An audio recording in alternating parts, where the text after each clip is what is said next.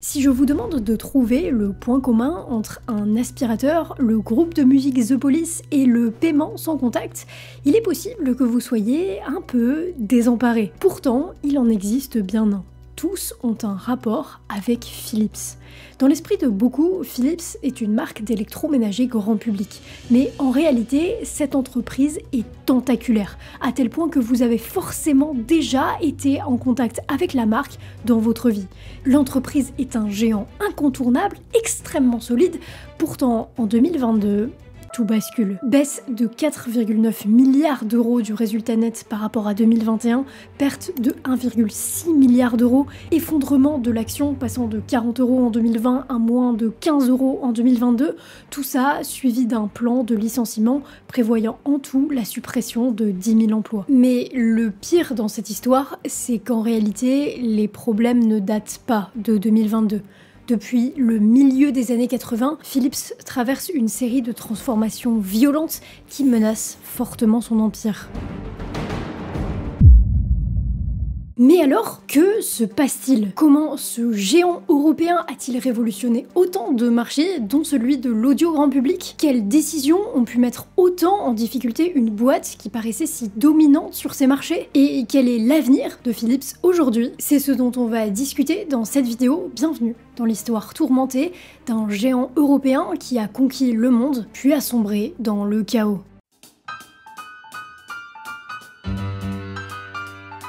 Nous sommes en 1891 et Frédéric et Gérard, un père et son fils, décident d'acheter un grand local industriel là où ils habitent, à Eindhoven, aux Pays-Bas. Leur idée, c'est de fabriquer des ampoules. À l'époque, l'électricité se répand à la vitesse de la lumière et Frédéric et Gérard y voient une occasion en or pour gagner de l'argent. Le problème, c'est qu'au bout de 3 ans, ça ne marche pas. Heureusement, le deuxième fils de Frédéric, Anton, rejoint l'entreprise à ce moment et apporte un nouveau regard sur la situation. Selon lui, c'est sans appel. Ce n'est pas que les produits fabriqués sont mauvais, c'est que l'entreprise ne sait pas les vendre. Anton devient alors le commercial de l'entreprise. Et cette fois, ça fonctionne. Philips devient une entreprise à succès, notamment aux Pays-Bas. Sauf que, pour être exact, Philips n'a pas pour objectif de ne produire que des ampoules. En fait, ils veulent surfer sur tous les produits liés de près ou de loin à l'électricité. Et c'est très important pour la suite de l'histoire. Dès le départ, l'entreprise commence à s'éloigner de la lumière pour produire toutes sortes de choses. Ils créent leur propre station de radio, qui est une révolution pour l'époque. Ils créent leur tout premier rasoir électrique. Ils rachètent des boîtes à l'étranger, notamment dans les semi-conducteurs. Et avec tout ça, ils créent leur propre laboratoire de recherche, le NatLab, en 1914, pour pouvoir mener des expérimentations en interne. Des dizaines d'années passent et la boîte ne cesse de se consolider. Philips survit aux 2 guerres mondiales qui ravagent l'Europe. Elle est rentable et d'une petite boîte familiale, elle passe à un conglomérat super important qui déborde d'idées et d'innovations. Ce qu'elle ne sait pas, c'est qu'elle s'apprête à entrer dans une période encore plus belle de son existence sur le plan technologique. Et dans le même temps, ce qu'elle ne sait pas non plus, c'est que cette période marque son entrée en enfer. Après la Seconde Guerre mondiale, Philips continue de se diversifier, en lançant par exemple des téléviseurs. La télévision à l'époque, c'est assez nouveau, et c'est un produit qui a 2 particularités. 1, il s'adresse au grand public, donc vous pouvez en vendre beaucoup, et 2, c'est un support. C'est un produit qui permet la diffusion de quelque chose. Vous n'achetez pas une télévision juste pour regarder l'écran sans l'allumer. Normalement. Et il y a un autre domaine qui a ces caractéristiques-là, c'est la musique. Et si Philips ne peut pas produire de programmes télévisés, ils peuvent produire de la musique. Ils ont les capacités et les connaissances techniques pour produire des 78 tours, le support, et ils peuvent signer des artistes, le contenu. C'est ainsi qu'en 1950, Philips crée sa maison de disques, Philips Records. C'est le début d'une machine de guerre, puisque 12 ans plus tard, en 62, Philips Records fusionne avec une autre entreprise musicale et ensemble, ils forment Polygram. On va revenir sur le succès énorme de Polygram, mais juste avant, il y a un autre changement majeur qui arrive à cette période et je ne peux pas passer à côté. Philips, vous l'avez compris, ils innovent. Eux, ils veulent tout casser dans tous les domaines. Et alors que l'industrie musicale dans son ensemble est un peu réticente au changement, comme d'habitude, notamment au changement de support, Philips, ils ne peuvent pas s'empêcher de voir un énorme problème dans cette industrie. Les vinyles, c'est bien, mais on ne peut pas en écouter n'importe où. Vous l'écoutez près de votre platine, chez vous, et c'est tout. Ce serait bien que la musique, on puisse l'écouter, genre ailleurs, qu'on puisse prendre la musique avec nous. Et c'est ainsi que Philips invente la cassette audio. Mais tout ça, tout ce qu'on vient de dire, Polygram, les artistes, les supports, la cassette, ça ne va vraiment prendre son sens que dans les années 80 et 90, dans une sorte d'apothéose de l'industrie musicale. Polygram, d'abord, en réalité, jusqu'au tout début des années 80, elle perd de l'argent. Alors pour ne plus perdre d'argent, la direction décide de racheter énormément de labels. Entre autres, ils rachètent Casablanca Records, le label de Kiss, ils rachètent Decca Records, le label des Rolling Stones, ils rachètent A&M Records, avec notamment Janet Jackson ou The Police, et cette série de rachats ne s'arrête pas dans les années à venir, ils construisent un des catalogues les plus solides de l'industrie musicale et deviennent l'une des 6 maisons de disques qui dominent le secteur, sans pression. Mais dans le même temps, tout début des années 80, il y a une boîte qui sort un tout petit objet. Sony sort le Walkman. You really feel the music with the Sony Walkman. The Sony Walkman is a tiny stereo cassette player with truly incredible sound. Il existait des baladeurs avant, mais le Walkman, ça change profondément la manière dont les gens, et surtout les jeunes, écoutent de la musique, et ça donne un immense coup de boost aux fameuses cassettes commercialisées avant par Philips. Mais ce n'est pas encore le coup de grâce. L'apogée se trouve justement du côté de chez Sony. Ça fait maintenant un an que dans l'ombre, Sony et Philips travaillent main dans la main pour révolutionner vraiment l'écoute de la musique, notamment régler le gros problème de qualité que pose la cassette.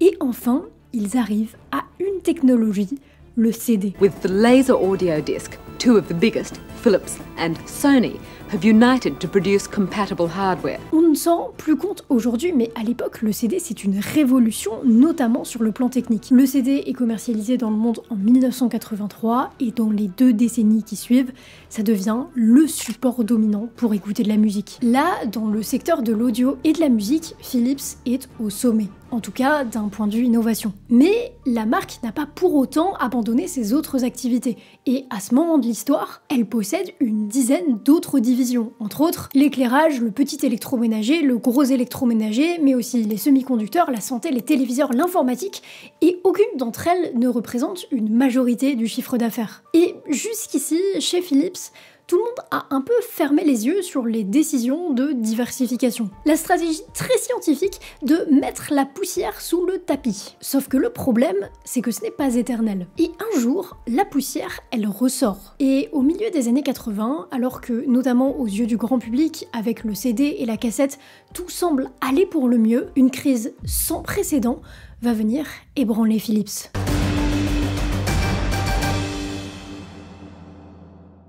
2 milliards de dollars. C'est ce que Philips perd sur une année au plus fort de la crise. C'est la perte la plus importante jamais subie par une entreprise aux Pays-Bas à l'époque. Le conglomérat est devenu une structure tellement complexe qu'elle en est juste ingouvernable. C'est un enfer de prendre des décisions et d'avoir une vision d'ensemble parce que même en interne à l'époque, la stratégie, en dehors de dire on innove, elle est pas très claire. Mais la question se pose malgré tout. Ça fait des décennies, en réalité, que la marque se disperse. Alors, pourquoi est-ce que ça devient si grave maintenant? Eh bien, il y a entre autres 2 grandes raisons. D'abord, la première, la règle n'a pas d'exception, la facture finit toujours par arriver. Dans les années 80, la marge de la marque est en dessous des 1%. Malgré toutes ces activités, Philips peine à atteindre la rentabilité, mais il ne cesse pas pour autant d'investir pour innover. Sauf que derrière, rien ne soutient l'innovation. D'ailleurs, pas même le marketing. L'image de Philips n'est pas incroyable, en tout cas loin du niveau de ce qu'elle pourrait être. Personne n'a vraiment d'attachement profond envers Philips. Et c'est marrant parce que je trouve que la situation de la marque au milieu des années 80 et début 90, c'est l'exact opposé d'Apple à partir de 2015. Apple mise à fond sur l'optimisation absolue des coûts depuis 10 ans, ils peinent à innover, ils sont en retard sur toutes les technologies, ils misent énormément sur le marketing et sur leur gamme phare, à l'inverse de Philips qui mise tout sur l'innovation, qui s'en tapent de leur marge et même de leur marketing et qui perdent partent dans tous les sens. C'est assez marrant parce que c'est vraiment deux extrêmes. Et spoiler, dans les deux cas, les décisions se payent et semblent se payer très cher. Cependant, il y a une deuxième raison qui explique que la crise frappe Philips à ce moment précis. C'est simplement le contexte. Si Sony a boosté les ventes des cassettes puis a collaboré avec Philips sur la technologie des CD, la marque est avant tout le symbole de la montée en force des industriels asiatiques et notamment japonais. Le Japon, entre autres, ils arrivent avec des produits innovants, de bonne qualité, mais surtout à moindre coût. Et ça bouscule fortement plusieurs marchés, dont certains segments où Philips est très présent, comme le marché de la télévision ou de l'audio. Et dans ces moments-là, c'est possible de s'en sortir, mais il faut être agile, l'inverse de Philips. Pardon pour la comparaison, mais l'entreprise c'est un peu le troll dans Harry Potter, immense et surpuissant, mais qui va se faire dégommer par deux gamins de 12 ans en première année de magie, qui vont juste plus vite et qui n'ont pas peur. Bon, maintenant la question, c'est comment est-ce qu'on sort de cette situation catastrophique ? Eh bien, quand c'est la guerre, il faut une stratégie militaire. Et Philips va en mettre une en place. Le nom de code, Opération Centurion.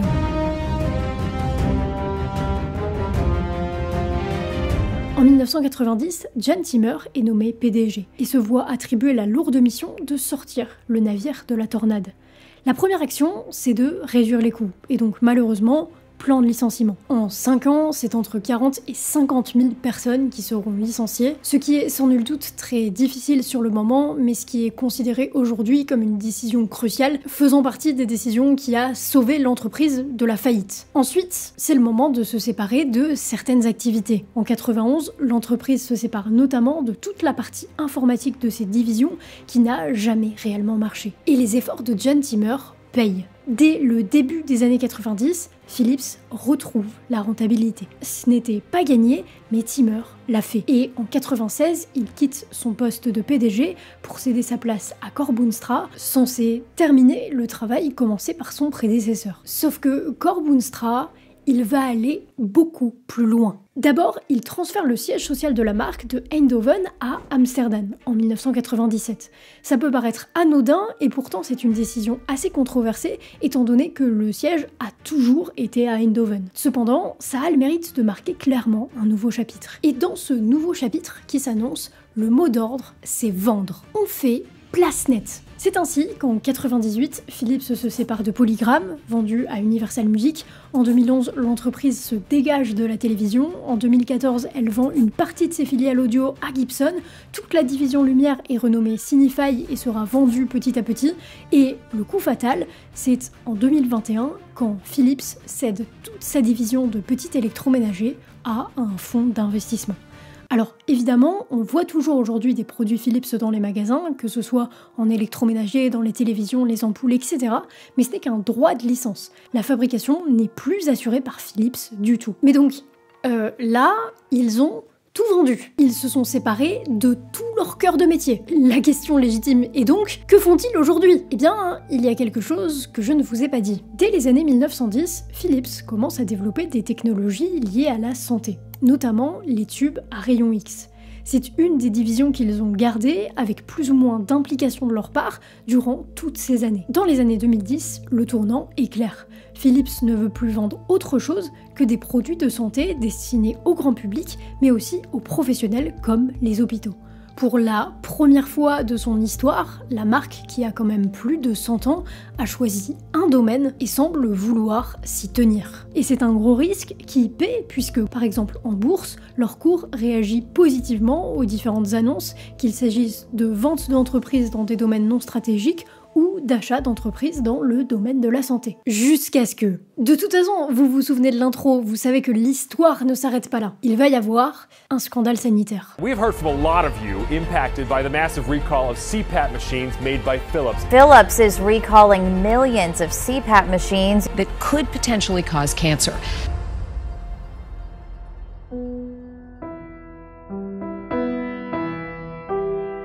Philips commercialise des appareils de ventilation pour le sommeil qui aident entre autres les personnes qui font de l'apnée du sommeil.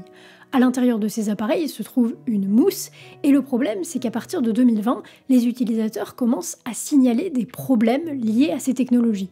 Les mousses se dégradent et une infime partie des patients rapportent des symptômes comme des maux de tête ou l'irritation des voies respiratoires. Mais jusqu'ici, Philips ne s'en inquiète pas trop. En avril 2021, ils mentionnent pour la première fois dans leur rapport trimestriel un potentiel problème sur les mousses et dit enquêter sur la cause des dégradations. Sauf qu'à peine 2 mois plus tard, la nouvelle tombe. Philips organise un rappel volontaire de plusieurs millions d'appareils à travers le monde. C'est l'un des plus gros rappels de l'histoire de la médecine moderne et il est classé dès son annonce comme de catégorie 1 par la FDA, c'est-à-dire le niveau de risque le plus élevé. Et pour cause. Dans ce rappel, Philips explique que les mousses à l'intérieur se dégradent. Et en se dégradant, elles libèrent des émanations chimiques qui peuvent entraîner des irritations et potentiellement être cancérigènes. Alors, l'impact réel sur la santé aujourd'hui reste flou. Les études scientifiques et tous les tests menés après ont prouvé qu'en effet, les machines pouvaient causer des effets indésirables, irritation à court terme et aggravation de l'asthme notamment,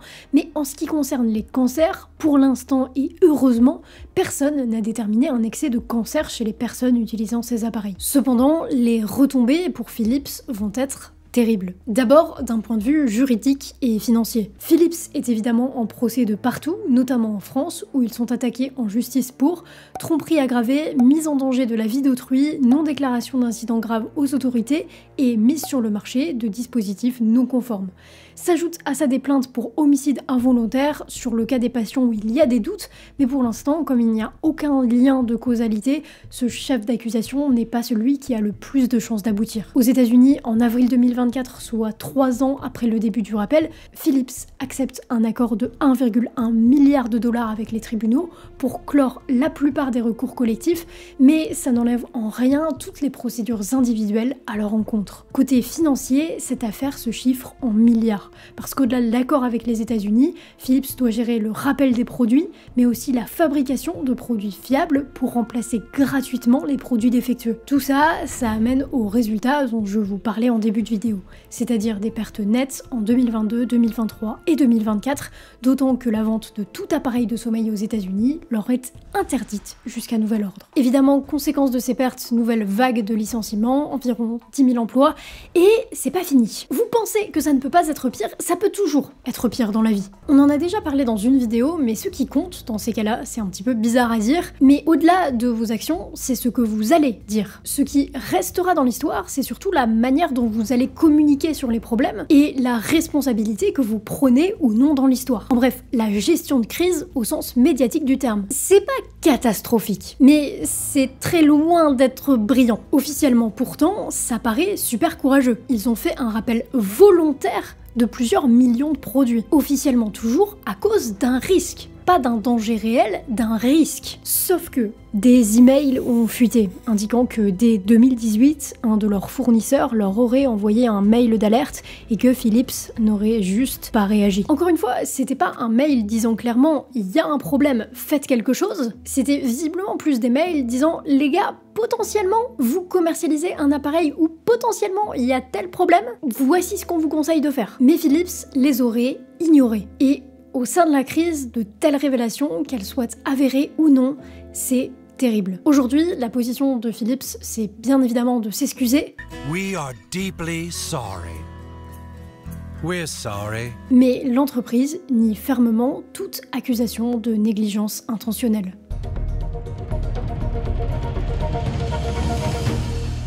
Que va devenir Philips dans le futur? Personne ne le sait évidemment, mais on peut tenter quelques prédictions. Cette grosse affaire est toujours en cours, notamment juridiquement, et la vérité n'est pas encore faite sur cette histoire.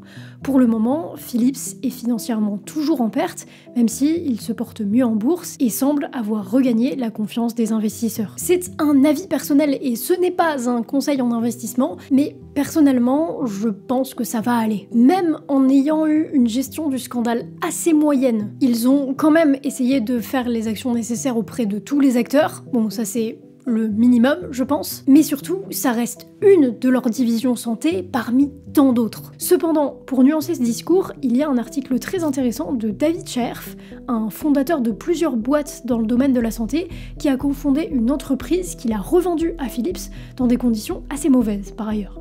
Dans cet article, il explique plein de choses, mais notamment que l'état d'esprit actuel de Philips ne matche pas avec l'état d'esprit qu'il faut pour entreprendre dans le secteur médical, qui est, on s'en doute, un domaine qui ne répond pas du tout aux mêmes règles que les autres. Donc, affaire à suivre. Est-ce que cette entreprise, qui existe depuis 134 ans, réussira à perpétuer son héritage et à construire un avenir radieux, ou est-ce qu'elle finira par s'effondrer de manière plus ou moins fracassante? Comme d'habitude, une seule conclusion, l'avenir nous le dira.